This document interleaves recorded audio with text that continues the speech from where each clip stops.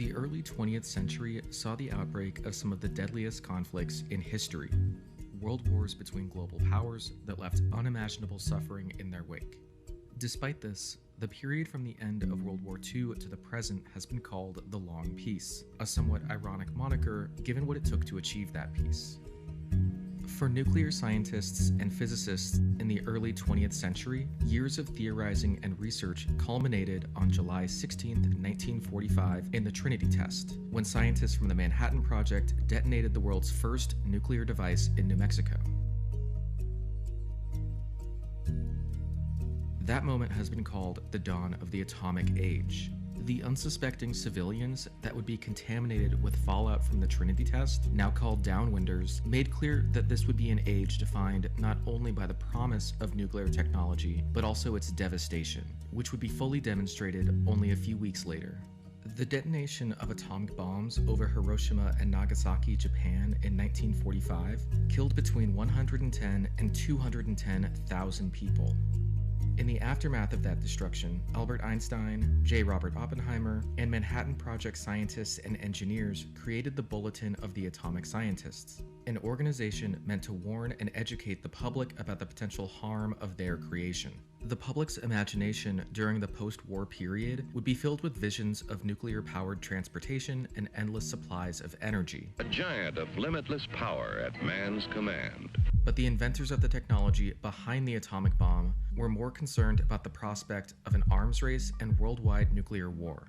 There is no denying that since that moment, the shadow of the atom bomb has been across all our lives. Over its more than 75-year history, the Bulletin has monitored existential threats to humanity and communicated insights to the public through its magazine, its website, its events, and the Doomsday Clock, which visualizes humanity's metaphorical proximity to global catastrophe. Martil Langsdorff, an artist married to a Manhattan Project engineer, created the Doomsday Clock in 1947 as the first cover image for the Bulletin's magazine. It was initially set at 7 minutes to midnight. The clock first moved in 1949, when Bulletin editor Eugene Rabinowitch decided to move the minute hand forward to 3 minutes to midnight, in response to the Soviet Union testing its first nuclear weapon, years ahead of when many in the US government thought possible. In all, the clock has moved 25 times, first as dictated by Rabinowitch, and later as set by the Bulletin's Science and Security Board. The clock has moved closer and further away in response to a variety of technological and diplomatic events. At the end of the Cold War and the signing of the Nuclear START Treaty, the Doomsday Clock moved the furthest from midnight it's ever been, 17 minutes to midnight, highlighting humanity's potential to prioritize peace and move back the clock. Today, the Doomsday Clock represents the judgment of leading science and security experts about the threat to human existence with a focus on man-made threats, nuclear risk, climate change, and new disruptive technologies like artificial intelligence and new biotechnology. The clock is watched closely by scientists and policymakers, but it has also been a prominent feature in pop culture since its emergence. It has been a thematic device in feature films like Dr. Strangelove, the Jurassic World series, and Justice League. It's been described in popular songs by artists like The Who, Smashing Pumpkins, and Bright Eyes. It's been a motif of video games like Rise of Nations, books like The Imposter, the fantasy novel Wielding a Red Sword, and comic books like Watchmen. Throughout its history, the Doomsday Clock has helped focus global attention on the gravest threats to the planet. More than 75 years since it was first introduced, the clock remains an enduring symbol of the promise and peril of humanity's technological prowess.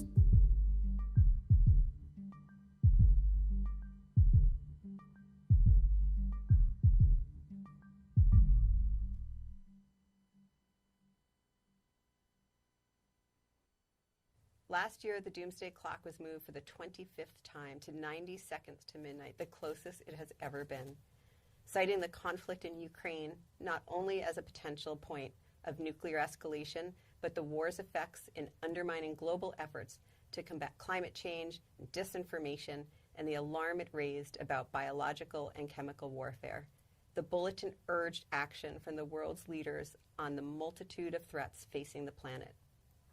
As UN Secretary General Antonio Guterres said last year, the Doomsday Clock is a global alarm clock. Have leaders acted with urgency? The Bulletin has been watching. Again, our Science and Security Board met and asked two important questions. Is humanity safer or at greater risk this year compared to last year? And is humanity safer or at greater risk this year compared to the more than 75 years we have been asking the question?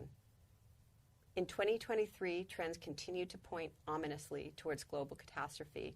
The war in Ukraine poses an ever-present risk of nuclear escalation, and the October 7 attack in Israel and war in Gaza provides further illustration of the horrors of modern war, even without nuclear escalation.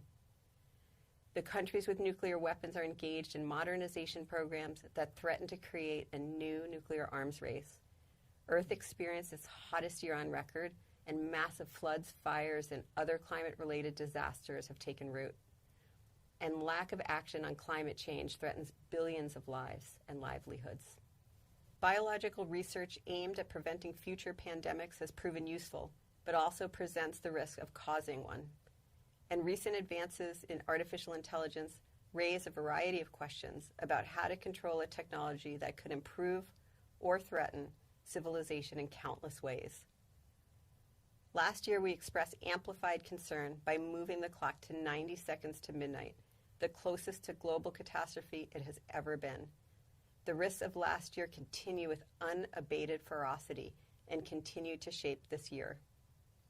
Today, we once again set the doomsday clock to express a continuing and unprecedented level of risk. It is 90 seconds to midnight.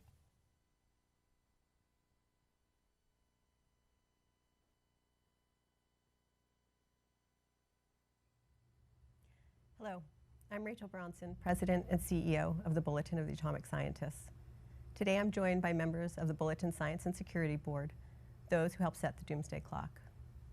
Our goal is to provide some insight into why we have set the clock at 90 seconds to midnight. And if you'd like to know more, we've released a statement today that goes into greater depth and can be found at our website at thebulletin.org. After our brief discussion, we will be turning to renowned science educator Bill Nye and UChicago professor Daniel Holtz, the chair of the Bulletin Science and Security Board. But before we do that, I'm joined today by Asha George, Executive Director of the Bipartisan Commission on Biodefense, Princeton Professor Alex Glaser, and Stanford Senior Researcher Herb Lin. Joining us from India is Professor Ambush Sagar, who helps lead the Indian Institute for Technology in Delhi. So let's dive in. Alex, there are two key messages in our statement. And they are, one, that 90 seconds to midnight is profoundly unstable and must not engender complacency.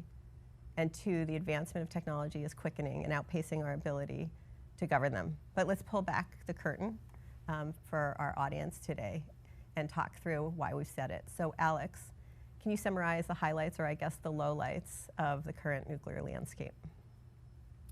Thank you, Rachel.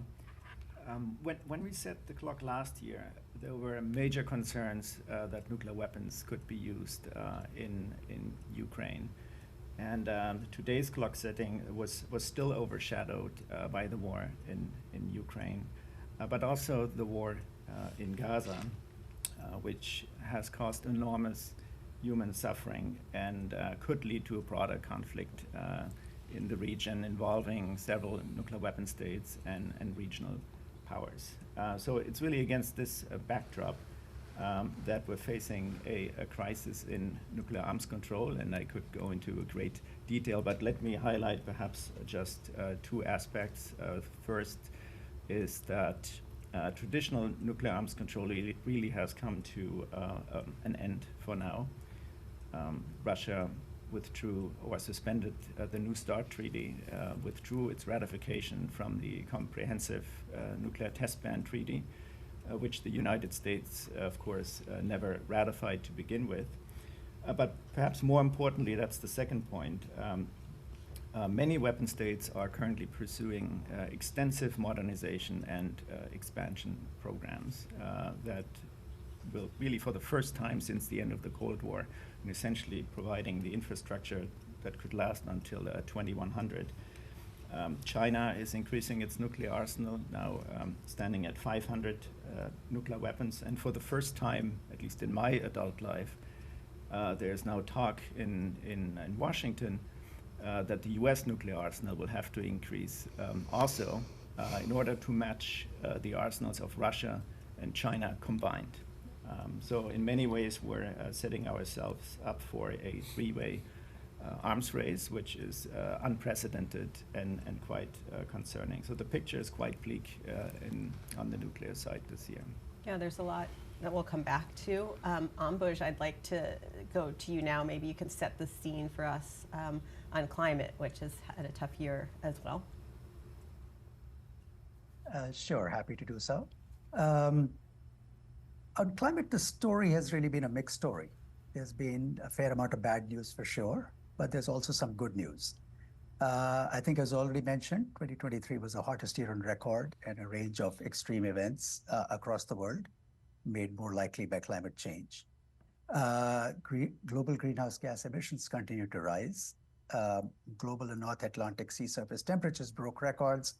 Antarctic ice was at lowest levels, and I could go on, but I think one gets the picture. I do want to note that not everyone is obviously affected equally by this, and maybe we'll talk about this a little bit later. Also, unfortunately, the policies and pledges in place to address climate change do not allow us, at least as of now, to meet the Paris Climate Agreement goals. Having said that, there is some good news. We are moving in the right direction, even if not as fast as one would like. Renewables are dominating new energy deployment. Last year, there was $1.7 trillion invested in clean energy. At the climate COP in Dubai a few months ago, 2 months ago, 120 countries representing a significant fraction of the world's GDP, half of the world's GDP, agreed to triple the renewable energy deployment by 2030 and double energy efficiency.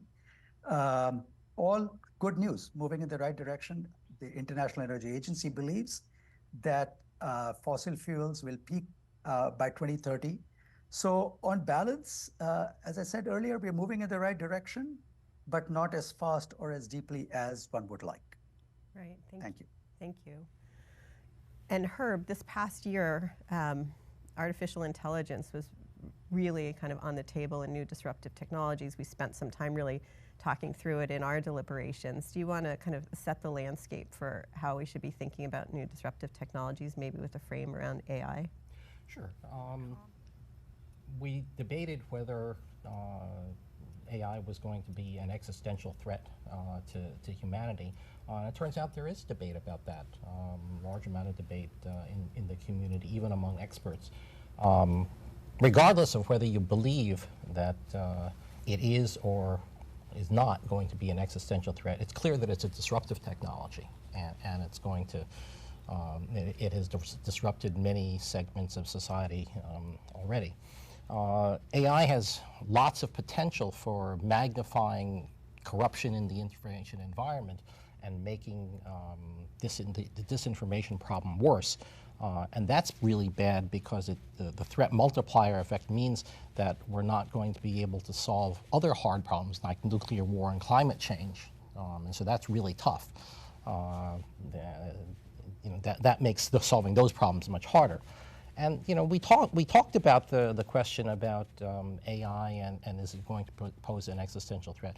I have to note that any physical threat to existence from AI has to come because somebody chose to hook AI up to the physical world, some physical system.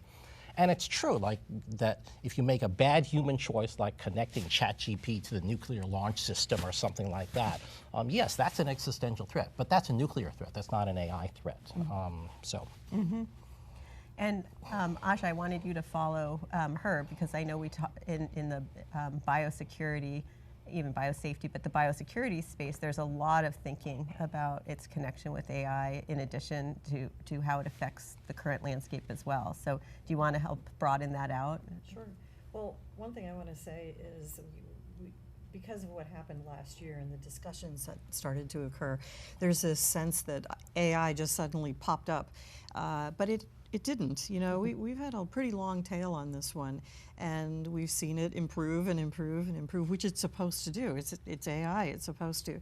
But last year we heard more discussion about AI and its application in terms of genetic engineering, but also in terms of developing biological weapons, posing questions that would allow a person without a whole lot of technical expertise to obtain biological agents, put together a biological weapon, and so forth. And there are also the applications to facilities. As Herb said, you can hook GPT up to something and make those two systems work together. Now suddenly you can access a facility or figure out how a facility works too, and that has pretty big implications for laboratory biosafety and biosecurity. So one of the things at the Bulletin that we spend a lot of time thinking about is not only the advancement of the technology, but how it's governed, right? Mm-hmm. That technologies have huge potentials, but also huge risk. And if we can manage those risks, we can benefit from its potentials. There's actually been some pretty interesting governance efforts. Herb, I'm going to come back to you, particularly that's worth noting. Again, probably not fast enough, but in the AI space that would have been surprising to us a year ago. Well, it's true. Many nations have recognized some need to govern AI in some sense, in the broad sense of the term, and this, of course, that's what you're talking about. Mm-hmm. that some nations, many nations, do recognize that need. But there's also the other side of that is that all of these nations hope that AI is going to give them military and strategic and economic advantages over their rivals, and so any agreement among nations to curtail or govern or restrict the application of AI in any way is going to curtail some of those advantages. And so transforming this recognition that there is a need for governance into something real, something actionable, is going to be really tough. Yeah, and you're seeing that, Ash, in the bio space too, kind of attention to it, but not nearly fast enough. Not nearly fast enough, but also there is this tension between advancement and using this tool to help with the safety and help with the research efforts that have to go on, and maybe get ahead of some of these things. Mm-hmm. There's that on the one side, and then on the other side there's all this horrible, terrible stuff. So governance can't just handle the one negative piece. It has to take into account the other side. And there's this whole thing about economic and other competitiveness with the world's bioeconomy right now. You cannot just up and tell a country or countries, hey, you can't use this. They have to think about the economic implications for themselves. To say that we're going to cut off a tool like this entirely isn't realistic, and so it poses another challenge to governance. How do you govern when you have a situation like this? Ambush, I'm going to pull you in here because I think in terms of governance, you were mentioning COP and the instruments we have around climate, but also I know this point on who it affects and how is something you think about quite often on the equity side of it. So I wonder if this might be a good point for you to jump in. Sure. The climate problem is an interesting one because it really is a global problem. It affects everyone, and everyone actually has some effect on climate change through their emissions. So it's one of these issues that really does require global governance. For example, the COP, as I mentioned earlier, which is the Conference of the Parties to the Framework Convention on Climate Change, to which all governments are signatories, is really kind of an annual stock taking, but also efforts to try to move the needle forward jointly. Having said that, the point that you made is very important, right? That every country really thinks about climate change differently and experiences climate change differently. Asha just mentioned issues about competitiveness, right? In the climate area, there's a kind of a tension between competitiveness desires by countries to be leaders in these new green technologies that actually, in a sense, is at odds with cooperation in some way. So we have this tension there, and then, of course, because the magnitude and the nature of the climate threat varies drastically across countries. It depends on local manifestations of the climate change. It depends on local social and economic circumstances and capacity.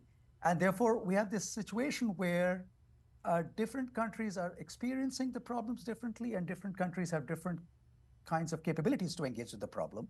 And this is playing out in this global arena where we have to work together, but there are also these different national interests. So it is a challenge, but we are moving forward, again, slowly and not as quickly as we would like, but still moving forward. Yeah, I think there's some real similarities when we think of how everybody's affected different. It certainly comes up in the biospace. But Alex, when it comes to global governance, in your opening remarks, it's kind of a despairing time in kind of the nuclear conversations. What are you seeing on the global governance landscape? Because it is so extraordinarily important that we do have some engagement between the nuclear powers in particular.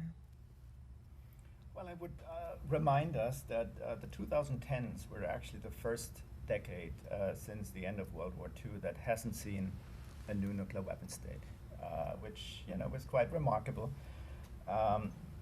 given where we are today. And a lot of credit goes to the Nuclear Non-Proliferation Treaty and the nuclear taboo that has evolved with it. But the treaty, the Nuclear Non-Proliferation Treaty, is in a crisis, in a deep crisis. We haven't seen a lot of progress with regard to nuclear disarmament, and we mentioned already efforts to re-modernize and expand arsenals. So the one highlight that I would mention here is really the Treaty on the Prohibition of Nuclear Weapons, the TPNW, which outright bans the possession and the use of nuclear weapons. It actually even bans the threat of use of nuclear weapons. It currently has 70 states parties. Of course, it's not supported by the nuclear weapon states and their allies. Of course, actually they oppose it very much so. But speaking only for myself here, in my view, the treaty does offer a new perspective on important nuclear issues for many countries and their citizens. And I think, looking forward, it may not be likely, but I think it's still quite possible that the treaty will gain new momentum in the next couple of years, especially perhaps in Europe, when the war in Ukraine has been resolved and a sustainable peace agreement has been found, and the countries reevaluate their positions and policies toward nuclear weapons, perhaps especially in Europe. So a question at the bulletin we always get is, well, what can individuals do? What can people do? How to get engaged? And it's very difficult because these are huge global issues. And just a couple years ago when we had Hank Green on, he said, no one individual can solve all these problems, but we can't solve any of them without individuals. So maybe very quickly in our last few minutes before we move over to Daniel Holtz and Bill Nye, Alex, I'm going to come to you. Why don't you start us on, is the TPNW a place that people can get engaged, or is there other ways that people can try to keep pressure on their leaders to create a safer future for us? Well, you mentioned the TPNW. Let me just, perhaps if I had one point, I would say 2024 is an election year in many countries around the planet. Voting matters, and of course there are presidential elections in this country, and all U.S. elections raise the issue of the immense power vested in U.S. presidents, who have the sole authority to order the use of these weapons, and they can do so within minutes. This has always been, in our view, a very dangerous arrangement. And now I firmly believe that the risks of blundering into a nuclear war, given that we can launch them so quickly, are much, much higher than the risks of a surprise nuclear attack, a bolt out of the blue. So I firmly believe, and many on the board do so as well, that we need changes in these postures, launch on warning, first use, etc. And we hope that these conversations could at least be part of the conversations that we're going to have around the U.S. elections later this year. And then Herb, thank you, Alex. Herb, to you, with so much of this in the private sector, presumably on a lot of this tech, there are there's other avenues for individuals to help make a difference? Well, I think that the fact that the private sector holds so much influence and power over the deployment of these technologies, AI, for example, space technologies, for example, they have a huge amount of influence. And I think that the first thing people ought to do is to understand that these private sector actors don't necessarily act in the national or international interest. They act to serve their own goals, the goals of profit, the goals of their CEO or what have you.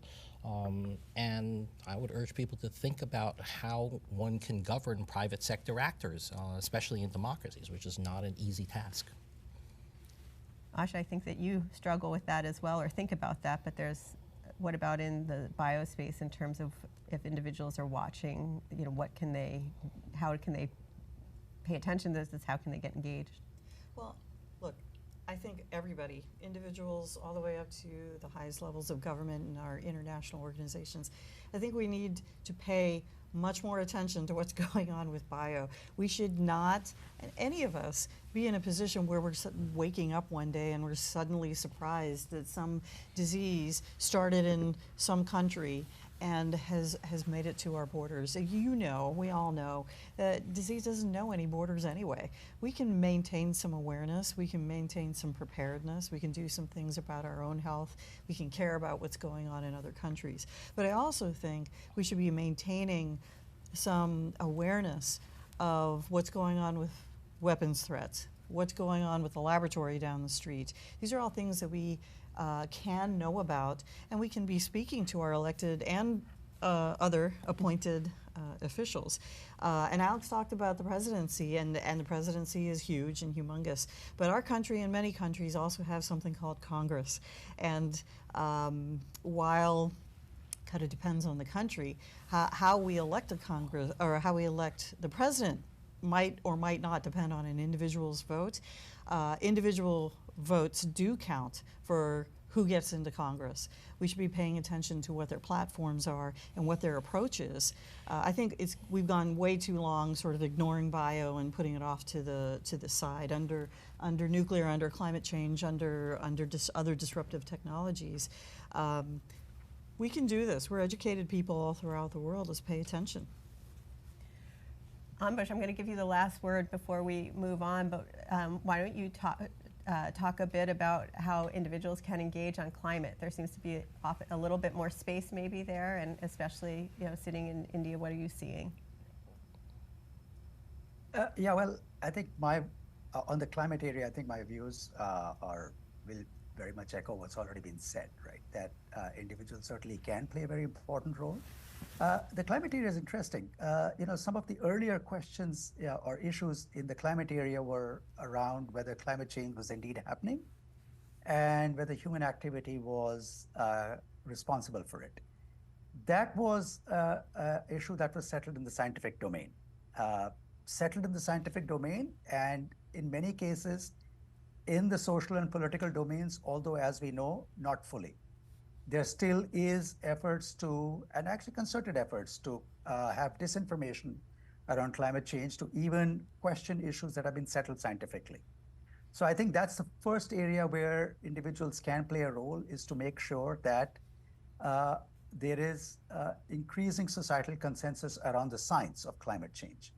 The second part is, now that we know climate change is real and humans are responsible, why aren't we doing enough about that? And that really has to be an issue that has to be taken on board first and foremost by governments, because the nature of the problem is such that governments really have to lead from the front.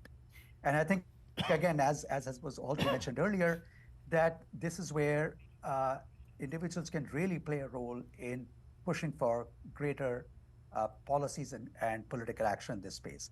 I want to mention two particular points here. One is that a lot of the focus in the climate area, in terms of action on climate change, focuses on mitigation, which is reducing greenhouse gas emissions that are driving climate change. At the same time, we also need to make sure that there's equal attention being paid in political and policy circles around adaptation, which is making sure that the people who are getting affected most by climate change are basically we're able to manage and reduce the impacts of climate change on those people. Secondly, I think the point I want to make is that while it's true that this is, as I mentioned earlier, it's a global problem and everybody's should be engaged in the problem, it's not a problem that has been caused by everybody equally. Countries and people who are richer have contributed more to the emissions historically, and therefore because this is a problem of accumulated greenhouse gases, it's a cumulative responsibility. But also, and perhaps more importantly, not everybody has equal capacity and resources to engage with the problem. So while it is truly a problem where everybody has to engage, individuals and countries, we also have to understand that the leadership for engaging with the problem cannot be equal. Those with the greatest privilege, the greatest resources, the greatest financial and technical resources really have to take the lead in that. And I think individuals across the world have to make sure that their political leaders really understand this reality, and therefore push for climate action, but push it in a way that's fair and equitable and just. Thank you so much. I'm going to turn it now over to my colleague Daniel Holtz and Bill Nye. Before I do, though, I really want to thank our members of our Science and Security Board today, Ambush Sagar in India, Alex Glasser from Princeton, Asha George here in the U.S., in Washington, D.C., where we're seated right now, Herb Lynn from Stanford. Thank you so much. And Daniel, over to you right now.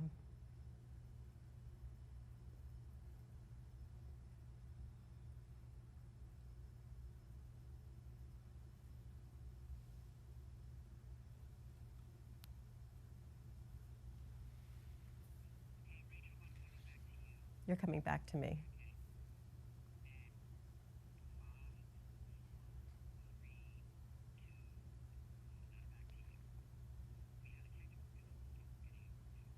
Okay, so apparently we're going to hold until we get to Daniel and Bill.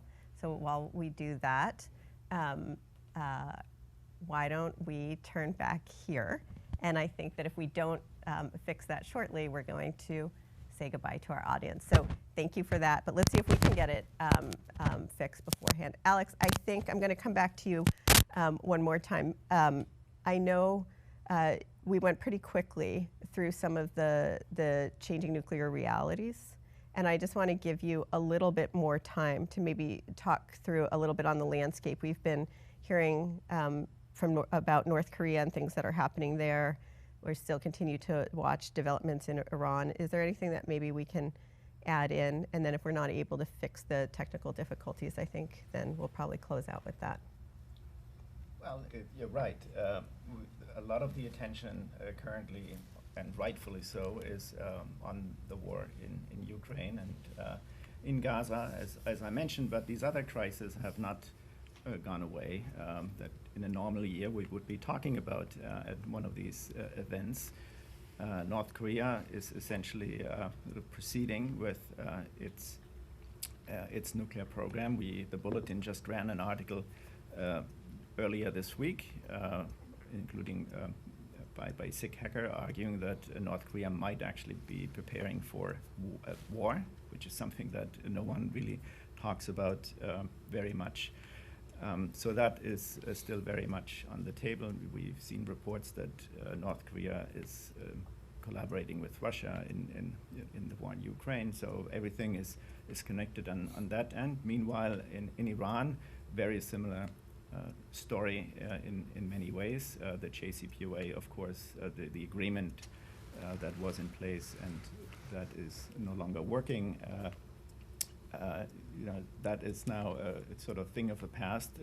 Iran is enriching uranium at an unprecedented level, to very high enrichment levels, and it's our understanding that from a technical perspective, if Iran made a decision to pursue a nuclear weapon, it may be just months away from doing so.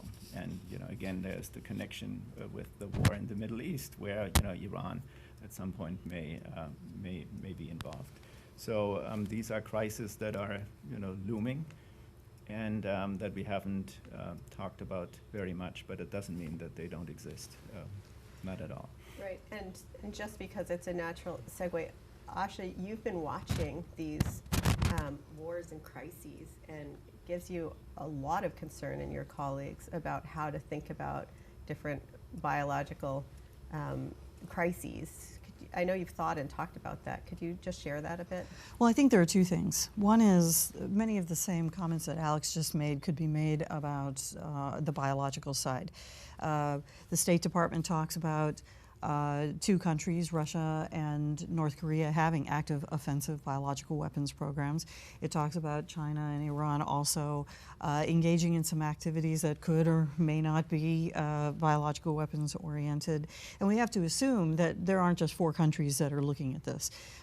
So we have that. We have this specter of the use of biological weapons on battlefields in crises.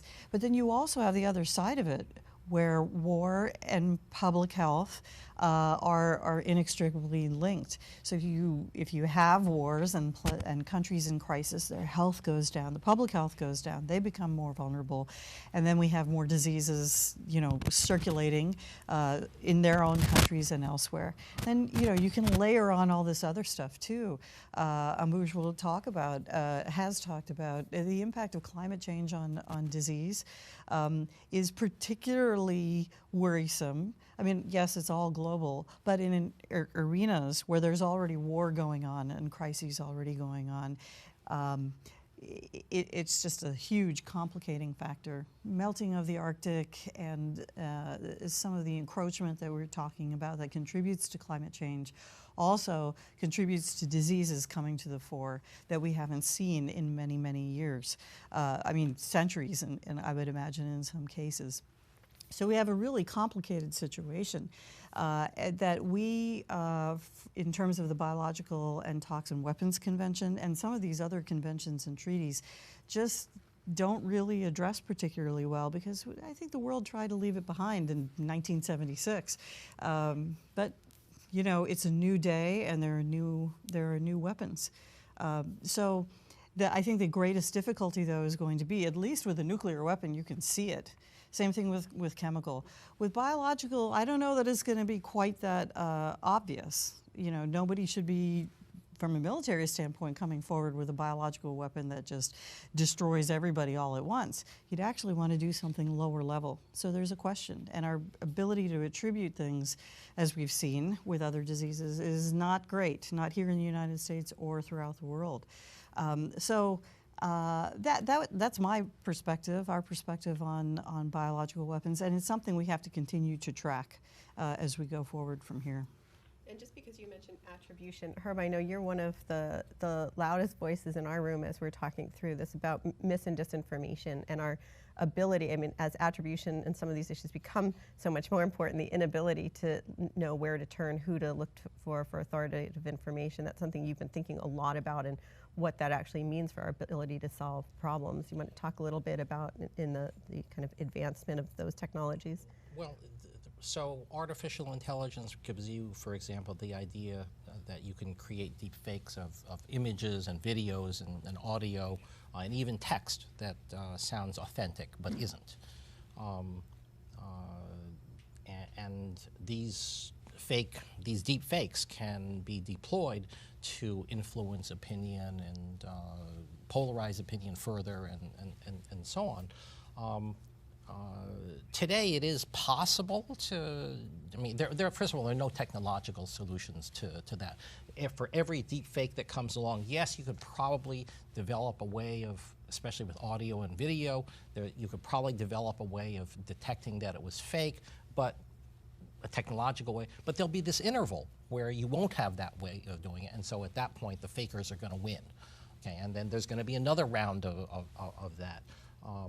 But the worst problem is often nobody cares about whether or not it's fake at all, and they just take the information because this is friendly to me, it supports my position, and I'll just believe it, and I let it influence my emotions and so on.